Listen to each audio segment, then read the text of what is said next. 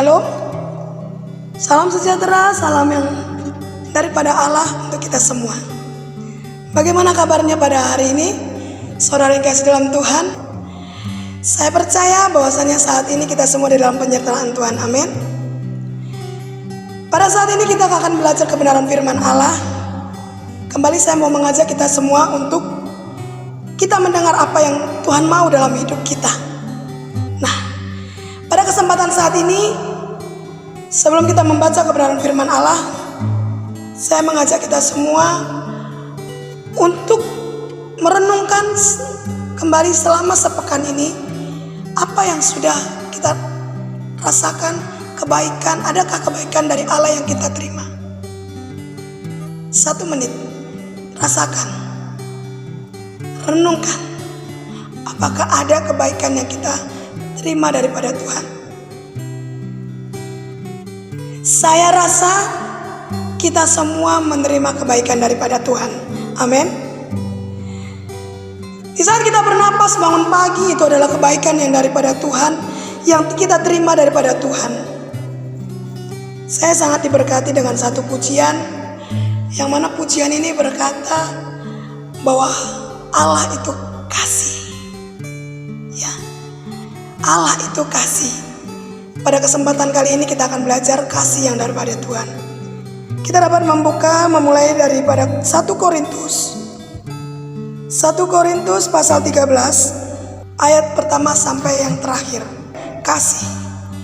Sekalipun aku dapat berkata-kata dengan semua bahasa manusia dan bahasa malaikat, tetapi jika aku tidak mempunyai kasih, aku sama dengan gong yang berkumandang dan canang yang bergerincing. Sekalipun aku mempunyai karunia untuk bernubuat dan aku mengetahui segala rahasia dan memiliki seluruh pengetahuan, dan sekalipun aku memiliki iman yang sempurna untuk memindahkan gunung, tetapi jika aku tidak mempunyai kasih, aku sama sekali tidak berguna. Kita langsung ke ayat yang terakhir, yang ke-13. Demikianlah tinggal ketiga hal ini, yaitu iman, pengharapan, kasih, dan yang paling besar di antaranya ialah kasih. Saudaraku, dunia memiliki barometer ukuran bahwasannya orang Kristen harus seperti ini, harus demikian. Ya, karena apa? Karena mereka sudah mengenal Kristus, sudah memberikan teladan. Teladan yang mana mereka ketahui Yesus karena kasihnya akan dunia, Ia mau mati di kayu salib. Hal inilah yang sering kita lupakan. Kasih Allah yang begitu besar, yang mana Tuhan bertujuan untuk mengajar kita bahwa kasih itu sangat penting dalam kehidupan umat Kristen. Nah, bagaimana orang Kristen harus hidup? 1 Korintus pasal 13 menjawab. Ayat pertama hingga ayatnya yang ketiga. Di sini dikatakan, sekalipun kita dapat berkata-kata dalam bahasa semua, bahasa manusia, bahasa Inggris, bahasa apa?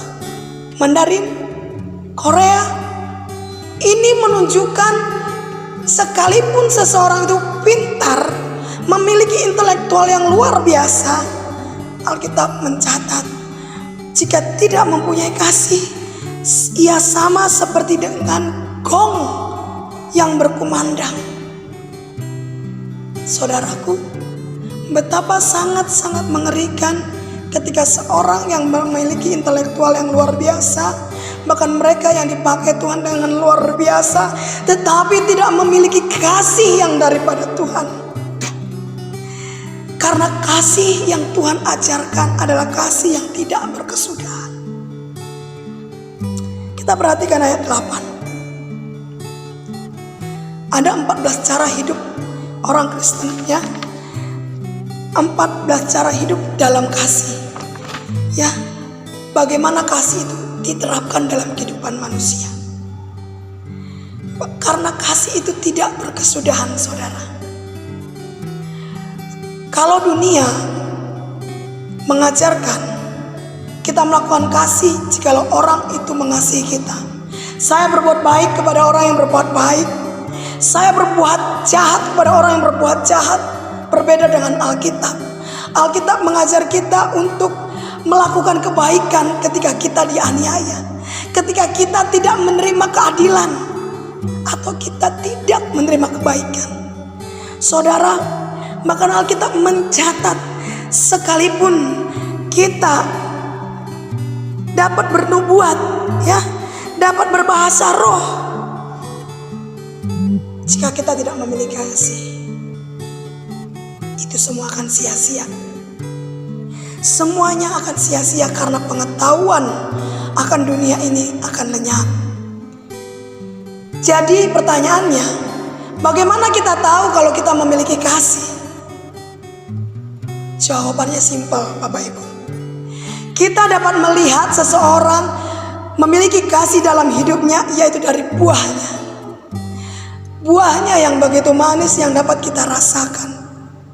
Sekalipun ia disakiti, sekalipun ia dianiaya, menderita, memikul salib, ia tetap dapat bersyukur di hadapan Tuhan, sebab ada kasih di dalam hidupnya. Pujian tadi yang di awal saya perkenalkan, ya ini Allah itu kasih. Ada satu lagu yang mana refnya demikian. Ku rindu dunia pun merasakan kasih yang ku rasakan darimu Yesus Tuhan. Ku rindu semua yang kau lakukan membuat dunia mengerti. Kau menunjukkan Allah itu kasih. Saudara, sering kita tanpa sadar kita lupa Allah itu bukan sekedar Yesus, tetapi Allah itu adalah kasih. Allah itu kasih, bukan sekedar nama, tapi karena memang Allah itu kasih. Ketika di dalam hidup kita memiliki kasih, kita memiliki Yesus, yaitu Allah. Amin. Dan inilah yang kita sering kesampingkan. Kita melakukan banyak perbuatan jahat, bahkan banyak melakukan perbuatan baik. Kita mengejar segala kesenangan dunia, kepintaran, pengetahuan, tapi kita lupa kita tidak memiliki Allah, yaitu kasih di dalam hidup kita. Matius pasal 7 ayat 17. Pohon yang baik akan menghasilkan buah yang baik. Maksudnya apa, saudaraku? Jika kita tertanam di dalam pohon yang baik, jika kita menjadi pohon yang baik, kita memiliki buah yang baik. Karena buah yang baik dihasilkan ketika buah itu ditanam, dirawat oleh Sang Penciptanya. Sama seperti ketika kita sandarkan hidup kita kepada Allah, Allah sendiri yang akan menenun kita. Dia hidup di dalam kita, maka kita akan berbuah kasih. Kita akan membuahkan banyak kasih, dan orang lain akan merasakannya. Bukti setiap orang memiliki kasih, yaitu ketika kita mengingat satu hal, bahwa hukum dari kasih adalah kasihilah Tuhan Allahmu. Itu adalah hukum yang pertama. Hukum yang pertama, kasihilah Tuhan Allahmu. Bagaimana kita tahu kita mengasihi Tuhan? Buktinya adalah Yohanes pasal 14 ayat 15. Ya, ini jikalau kamu mengasihi aku, kamu melakukan semua perintah Tuhan. Amin. Ketika kita mengasihi Allah, kita melakukan perintah Tuhan. Memang tidak mudah, Bapak Ibu Saudaraku.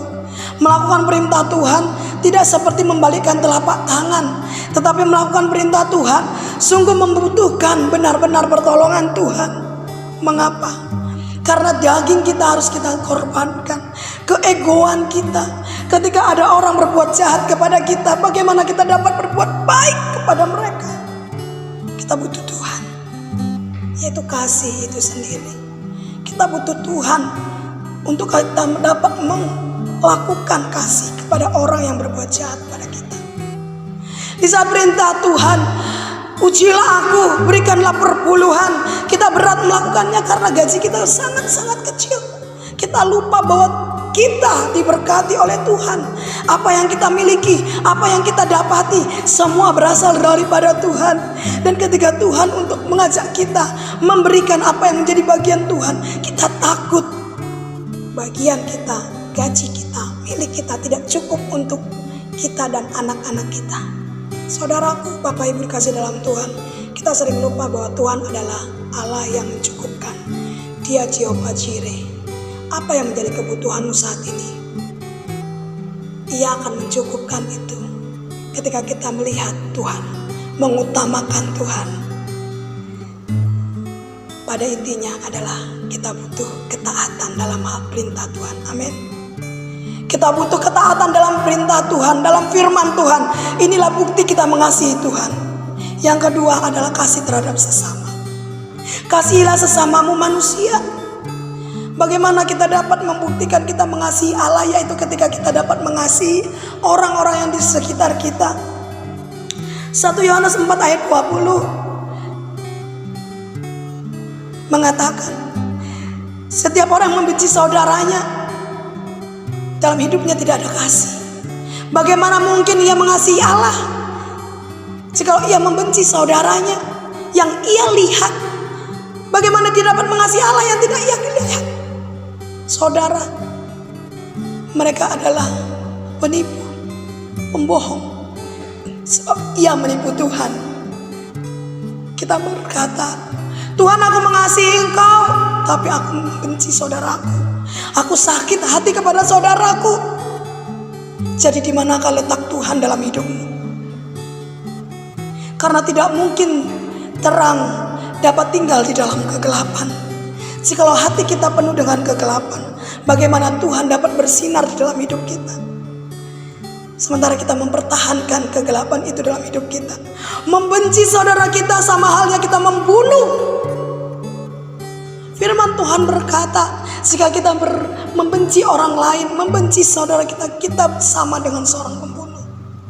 Saudara, bukti kita mengasihi Allah ialah ketika kita dapat mengasihi orang yang ada di sekitar kita. Amin. Ya, lakukanlah apa yang engkau kehendaki orang lain lakukan padamu. Matius 7 ayat 12. Kita rindu seseorang melakukan hal yang demikian, maka perbuatlah demikian pada orang lain. Ini adalah suatu ukuran takaran bagi umat Kristen. Ketika kita ingin orang lain melakukan sesuatu yang baik bagi diri kita, maka kita lakukan yang baik bagi orang, sekalipun orang itu jahat pada diri kita. Karena apa yang ditabur akan dituai. Jangan kita memiliki pemikiran, saya sudah baik pada orang itu, dia harus baik sama saya. Tidak, Bapak Ibu. Kita berbuat baik hanya karena kasih Allah. Karena tercatat dalam firman Allah, setiap orang yang belum tentu orang yang menabur, belum tentu orang yang suka memberi, itu memiliki kasih. Sekalipun melakukan hal yang begitu baik, tapi tidak memiliki kasih, itu semua bohong, kosong, dan tidak ada gunanya. Karena itu, lakukanlah kebaikan karena dasar kasih. Amin.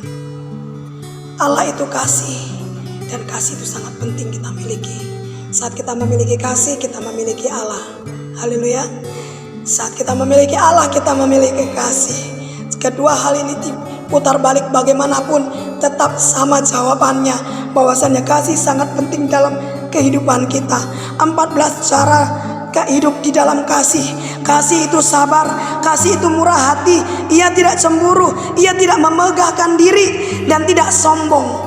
Ia tidak melakukan yang tidak sopan dan tidak mencari keuntungan untuk diri sendiri.